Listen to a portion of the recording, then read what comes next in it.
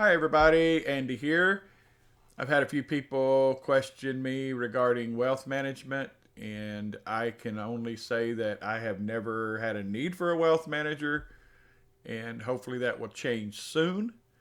But I wanted to just give you a little bit of information and kind of send you in a direction that you may be able to find one if you come across the need for one. There is a difference between a financial planner and a wealth manager. The key difference between financial planners and wealth managers is that wealth managers manage literal wealth, while financial planners manage the finances of everyday clients who want to get ahead. You could have a financial planner with $100,000 or $500,000, but typically your wealth managers and the brokerage firm will require $2 million, $5 million, or even $10 million before they will give you their wealth management services. It could be as little as $1 million, and the rates vary. You would have to just contact someone, talk to them, and see about how they do their management, what their criteria is, what the limits are, and all that. You would have to find out because everyone is going to be just a little bit different, not only in the minimums they accept, but in the actual actions they take to build that wealth, to manage it, and to mitigate the risk involved. So there's so many different things you've got to take into consideration when you hire a wealth manager, but they work closely with their clients to offer a variety of services. It's all rolled into one comprehensive advisory package, and those services could include investment management, financial planning, which takes the place of the need for a financial planner that you may be used to. They do tax services, retirement planning, legal planning, philanthropic planning, estate planning. I mean, they take your entire body of need and work a plan and help you devise the best plan going forward. They are not necessarily cheap, but well worth the money for what they can make for you. To make a good wealth manager, they should have a team of experienced and capable advisors, well versed in everything from financial planning and tax planning to estate retirement planning. You don't want to have a wealth manager that says, I'm good with the market. Well, that's not enough. If you want to manage your wealth, you want to have it in more than one place. You want to have it in precious metals. You want to have it in the stock market. You want to have it in various places, and that's what a wealth manager will do for you. Again, they are a step up from financial planners in that they only manage wealth. So there's 6 questions you should ask your potential wealth manager. What is their business model? How do they serve their clients? Are they managing your investments or managing your wealth? What is their investment approach? And what is the breadth of their services? Like I said, you don't want to get in somebody that their majority wealth management consists of investing in stocks. You want somebody that's more experienced and more diverse than that. And I think probably most of all is, do they get you? Do they understand what you're trying to do? Are they trying to put your plan in action, or are they trying to get you to adapt to their plan of action? There's a difference in advising and requiring. So you may have certain things that you want done with your wealth, and they need to be able to incorporate that into the plan that they prepare for you. So there's all kinds of different companies out there. Merrill is probably the number one of all wealth managers out there and various people. But let me show you a list, and I will put the link in the description. But there's a list of by Barron's who put out the top 1,200, and then they did it state by state.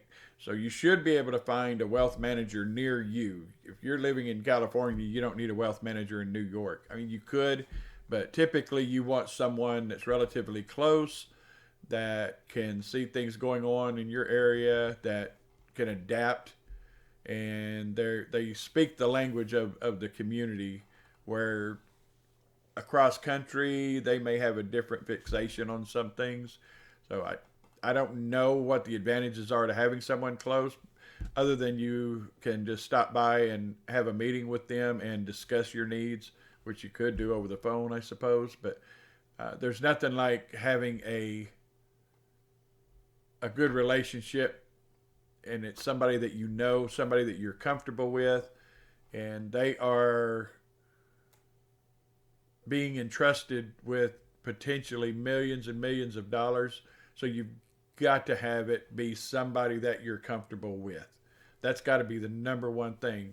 You want to check them out, check their ratings out, check their reviews if there are reviews out there for them. Don't blindly go in, sit down and talk with somebody. If you're not comfortable with them, you're not obligated to them. So do yourself a favor. I believe in gut instincts, and I go with my gut a lot, not as often as I should have, but I do go with my gut instinct. And if I'm not comfortable with someone, sometimes people just put off a vibe, and you don't want to do business with them. This is your money, this is your wealth. You need to be comfortable with the person that you're dealing with, okay? So, and this is not going to apply to everybody in Woolard Enterprises, and it's not going to apply to everybody that has dinar, because we all have various amounts. We all have various amount of blocks in the investment. So I don't know. We don't know a rate yet, so we don't know what to expect yet. But once you get a dividend payment or two, you can kind of start to establish an idea of where you're going with your investment, how much your investment is. Now, there's some people that own enough dinar that will probably need a wealth manager very quickly. And once they cash in that dinar, even if your money and all your investments, everything is going into a trust, you still want to have a wealth manager. Just because you've got a trust and you're not going to be paying dividend taxes and all of this kind of capital gains, you may be able to delay most of your income taxes and all that. So you already have an advantage over a lot of people, in that you're not going to be paying taxes that people that aren't in a trust would have to pay. So there are advantages there, but that advantage should also give you the insight to grow what you've got there. And you can invest in more and more stuff by not being taxed to death with capital gains or dividend income or passive income. Either way, you still want to get the services of a wealth manager if you qualify. If you've got millions, then you definitely need somebody there to advise you. And I also expect to have somebody there. My CPA would be separate, I think, from my wealth manager. My CPA will be able to advise me also and say, hey, look, why are you doing this or why are you doing that? So I can kind of counterbalance between the wealth manager and my CPA. It's a whole new world for most of us. There's just no way to know what credible advice to give, and I'm not trying to advise you. I'm basically telling you what I'm looking at, what I see, and I'm not trying to steer you towards anybody in particular or tell you have to have a wealth manager. I'm just simply putting this out there for you to ponder. So let me give you a list of the top brokerage firms or top wealth management firms or the top individuals in the country, and you can take that for what it's worth, and I'll be right back. All right, so here is Barron's, and they have the 2020 top advisory rankings by state. The top 1,200 financial advisors. And it just lists out by state all the different companies, shows what city they're located in. So you can just scroll through and look for someone in your area. With 1,200, there should be one fairly close to you. For example, I live just north of Dallas, about 40 miles north of Dallas, and I'm in a smaller town, so the odds of there being one in the actual town I live in is slim, but there will likely be one in a town very close to me. So I just wanted to check. Okay, there's Frisco. Frisco is 2 towns from me down the highway that I live next to. So, it's a Merrill Lynch. And you scroll on down. Here's another Merrill Lynch. So he actually takes under $1 million. That's what these dots were for. Under $1 million, 1 to 10 million, and over 10 million. So it looks like this guy is very selective in who he allows to be a wealth manager for. Who his clients can be, they have to have over $10 million. So like I said, it's going to vary quite a bit. But there are tons of them in the Dallas area, which is where I do live. And you've got various banks, and then you've got just a wide variety of people to choose from. So all the way, every state is covered. So I'll get this list posted on the website, and I don't really see, if you anticipate coming into wealth, so it won't hurt to go ahead and make some phone calls, talk to some people, get some ideas. Every time I do one of these videos, I get several emails asking me questions. Folks, I don't really have answers for you. I don't know who you should see, who you should talk to.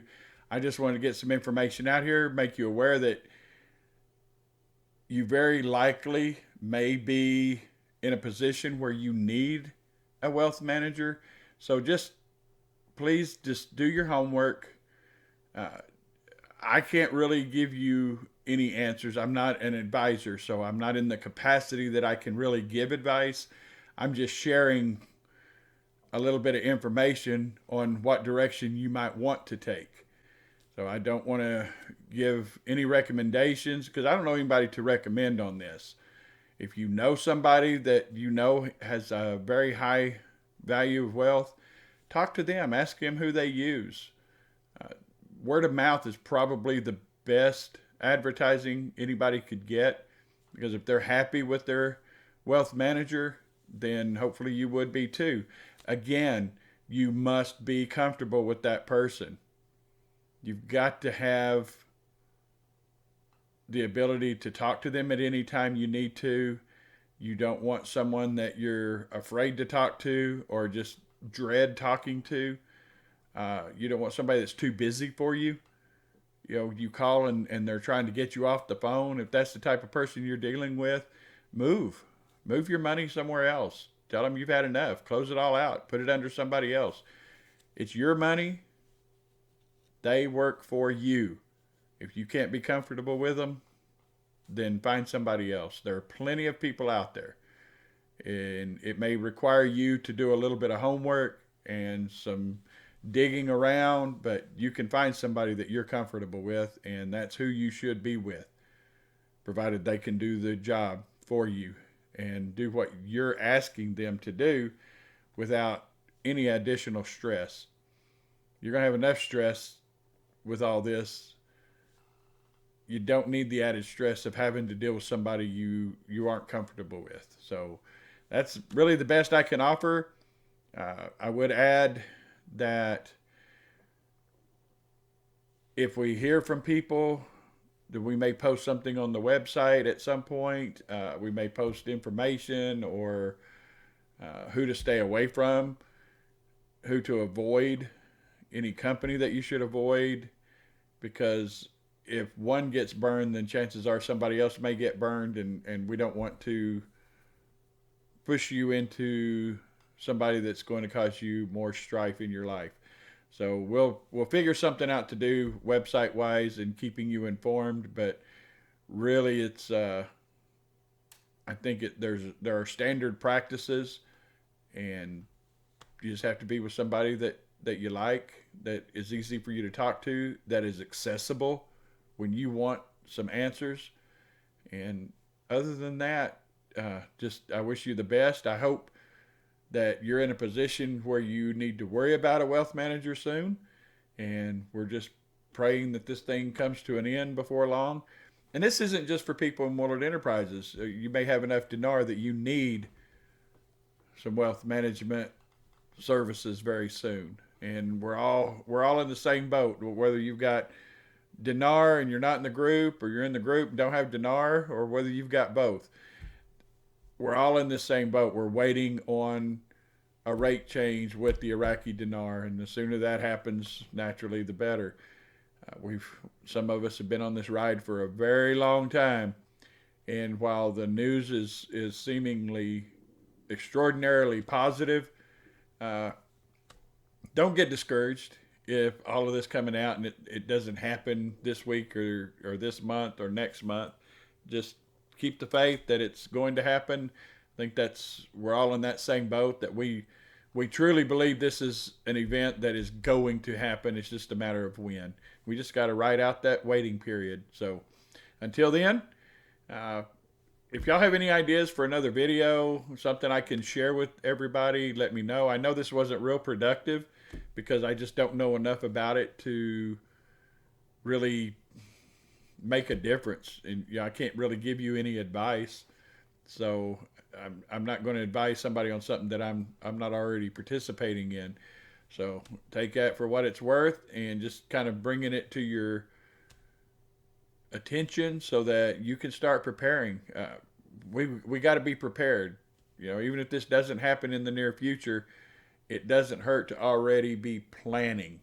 And I know I could show you. I've kept this sheet of paper up here that 9 years ago, just about when I first bought my dinar and started making plans, and it's comical to me how much I've changed my attitude, how much my debt has changed, how much everything has changed from 9 years ago. And plans are going to change. Whatever you think today may be completely different tomorrow. And I know that I have strayed from some of my original thinking on charitable work, and I've progressed into what I think I can do the most good and make the most impact with the most people. And we're going to keep pushing and make sure that my philanthropical venture gets the most bang for its buck. So I'll make more announcements on that as we go. In fact, just yesterday, something was brought to my attention that I'm going to start working on, and I'm going to check into it a little bit more before I share it. And I just think it's a phenomenal discovery. So it's not an investment; it's something charity wise. But uh,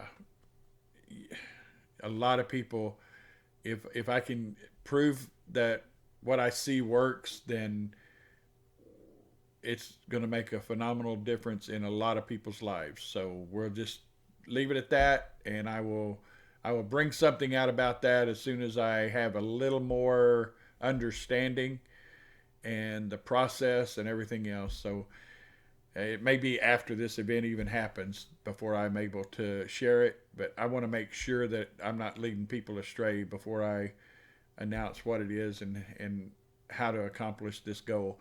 So I think we could get many of us to partake in it, and I will. Man, I'm excited. I'm excited for what I get to do. Uh, just hang in there, folks.